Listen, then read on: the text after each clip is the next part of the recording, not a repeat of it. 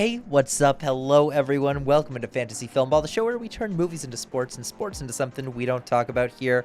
My name is Matt. My name is Dyl, and today we are back again with another What Have We Been Watching here on the channel. And before we dive in, we are talking a lot of movie news this week, so you'll definitely want to subscribe to keep up to date with everything that we're doing here. Since the last time we talked, we've seen some pretty big movies in the Oscar race, and this first one is kind of maybe a dud to some people, and that is the new Disney Wish. Yeah, Wish really flopped. I bet Disney wishes that they put a different movie out for their 100th anniversary film, because this was supposed to be their big musical celebrating, like, hey, look, we've been around for 100 years, and it's flopping with critics, it's flopping with audiences. People are not going to see this. I, for one, felt like Wish was like someone took every single Disney musical, ran it through ChatGPT, and said, write me a new one like this, but slightly different. The music was all super generic. I do still really like this Wish. I think it's a solid song, even though it's an I Want song where you just really can't tell what the main character actually wants. What are you wishing for?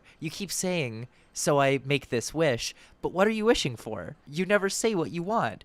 But that's a huge problem with the whole movie. You've got a movie about wishes. You got a movie about desires, about chasing your dreams. What does this person want? It's not a story because she doesn't have a desire. She sets out to be like, hey, I want to free my grandfather's wish. That's not a wish of her own. What does she want?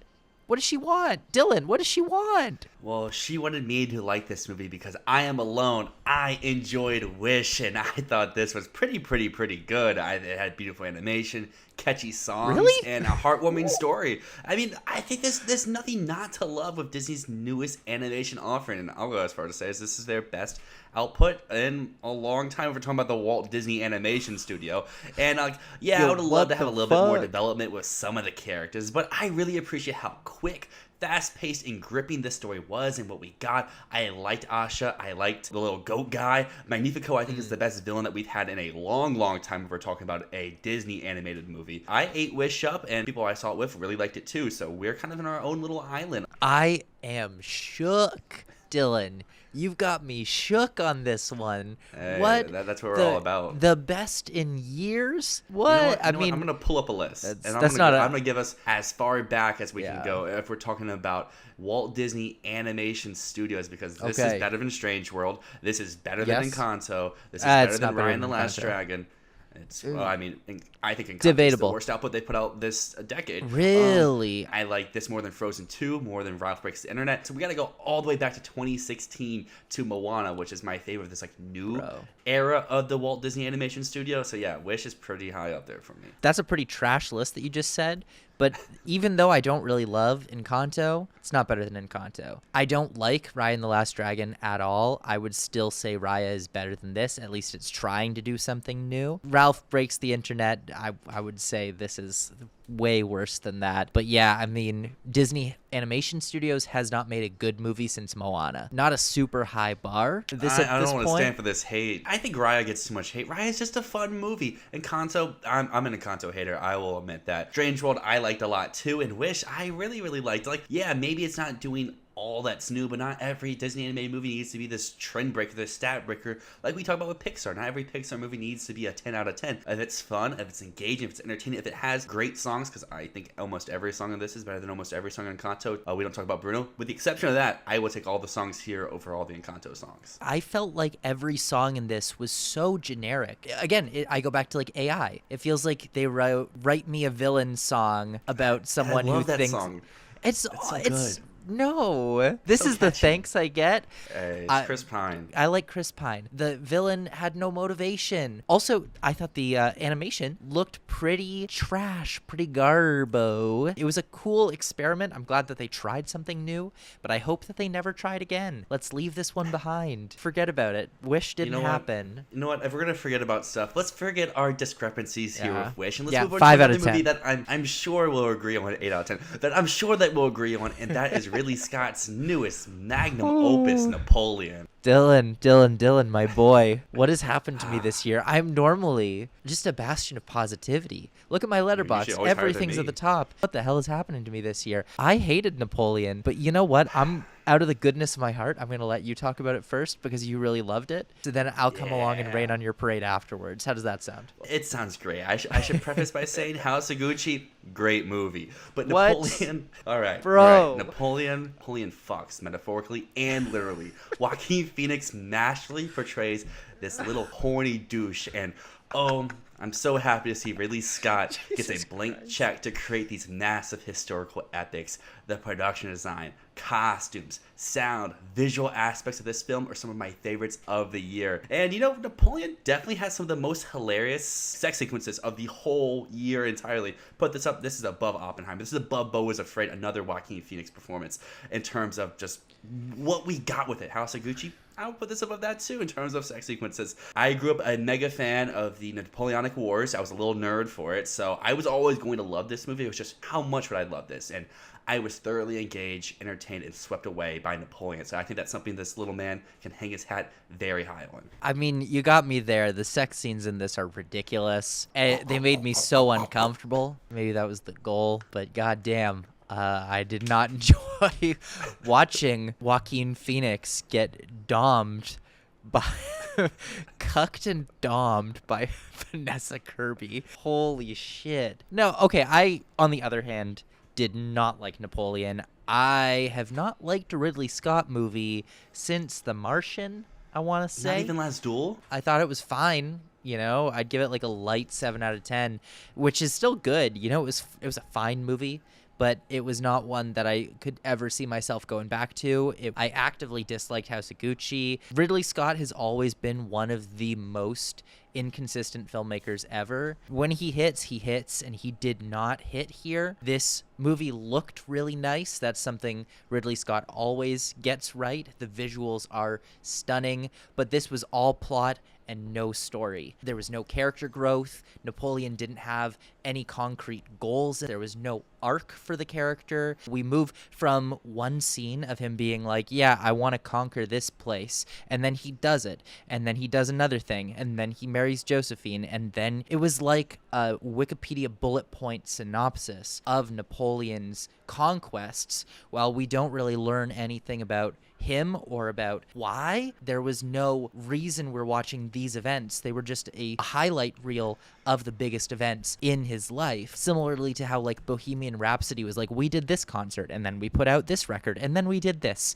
Look at all of our accomplishments. There is no glue that sticks Napoleon together. And while Joaquin Phoenix had some funny moments, I thought he was kind of sleepwalking through the whole thing. I'm going to give this one a light 5 out of 10. I was really close to giving it a 4, but those battle scenes are nice. Yeah, well, those battle scenes I think are masterful. I think they're some of the best battle sequences that we've gotten in a long, long time. I think they're some of the best of Ridley Scott's career. I would even go as far to say the one with the ice, that is Ridley Scott's best sequence, I think, in his entire filmography. The Battle of Waterloo, while it may have felt a little bit long, it was so grand. You felt immersed into the sequence. This movie just encapsulates what we want from a story like this. We're not trying to glorify Napoleon. We're not trying to make him seem like, oh, he's the greatest.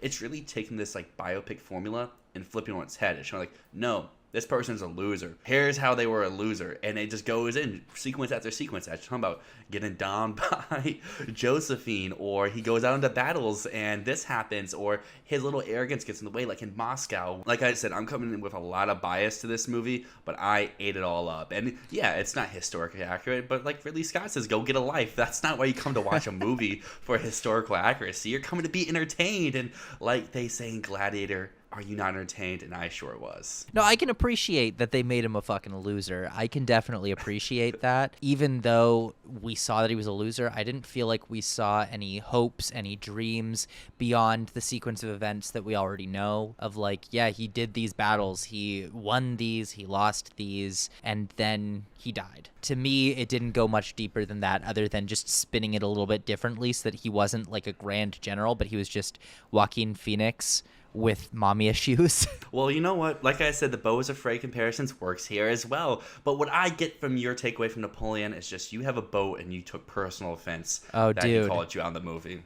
I think I'm so great because I have boats. There's just so many great one-liners. People say May December's camp. No, Napoleon is true camp, and I don't know, you can take any line from this movie and it just works, and that's how I feel about House of Gucci as well. I just think this nails the campness a lot more.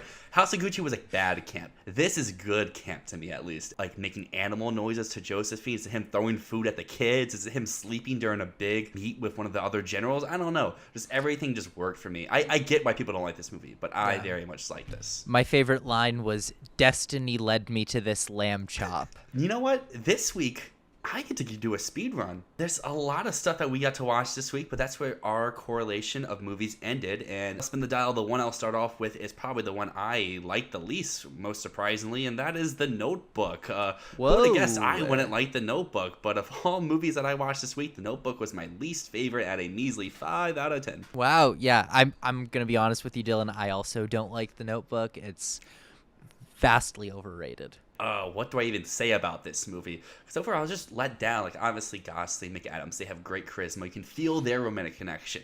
Nothing else in this movie works. The period piece of it all looks fake. It looks tacky. The old people part of this really drags it down. It's really dumb.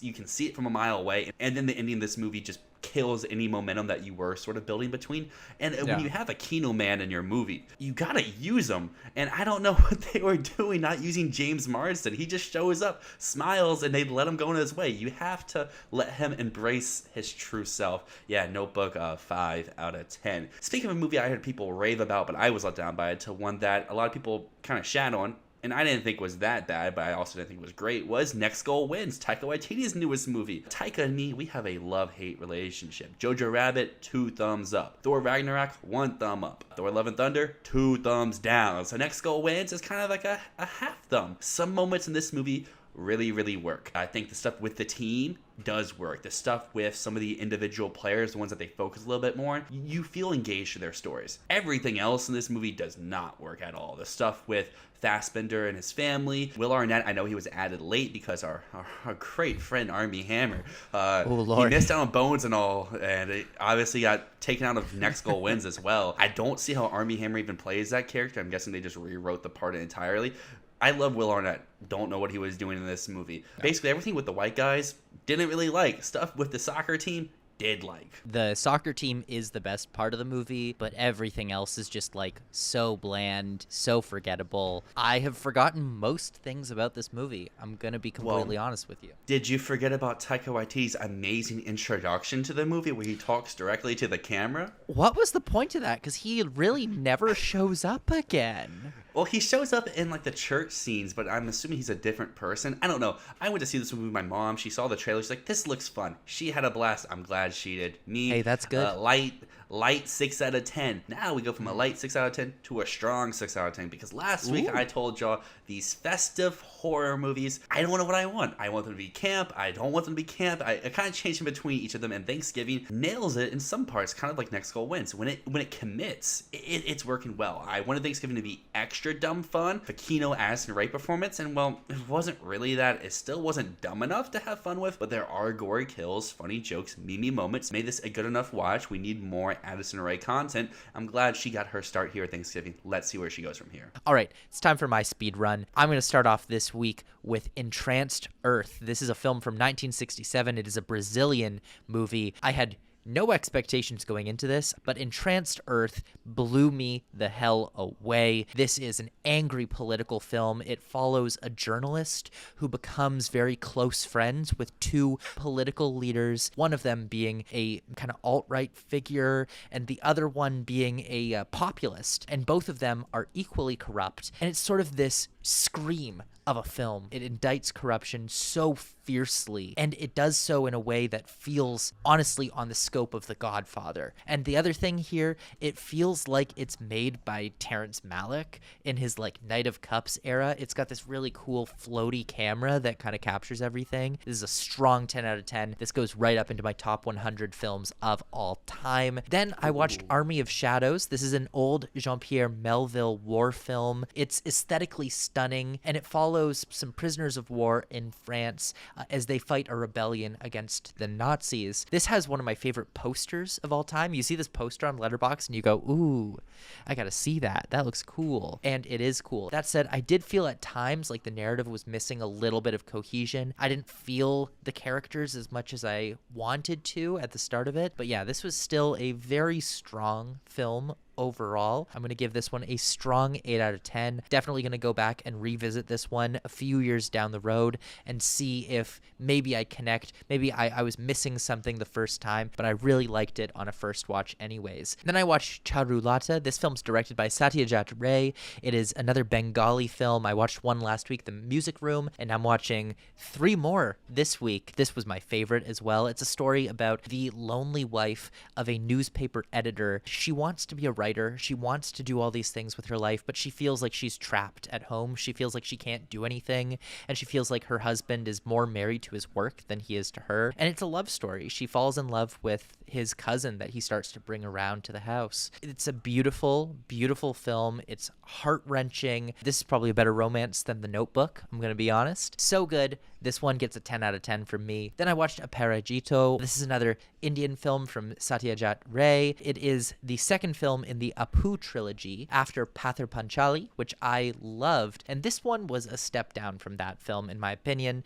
It oftentimes felt more like a montage of growing up than it did a story of its own. It's kind of like Boyhood, but shorter and with actually less of like a thematic cohesion going through. It was kind of just a series of events growing up. Given this one a 7 out of 10, had some good stuff, had some good moments, but could have done more. Then I watched World of Apu, which was the third film in this trilogy, and it was definitely a step up from this previous film. It's tender, it's full of love. I did start to wonder what thematically links this trilogy, because I get that it's the story of this one person growing up, but these 3 stories are so completely different. They really don't link together beyond it being the same character. And even then, the same character, you can't tell from movie to movie that it really is the same person. But yeah, this movie was very strong. It had me. The ending, beautiful, beautiful, beautiful. The cycle of life carries on. This one gets a 9 out of 10 from me. Then I watched Alice in the Cities. It's a German film from the 1970s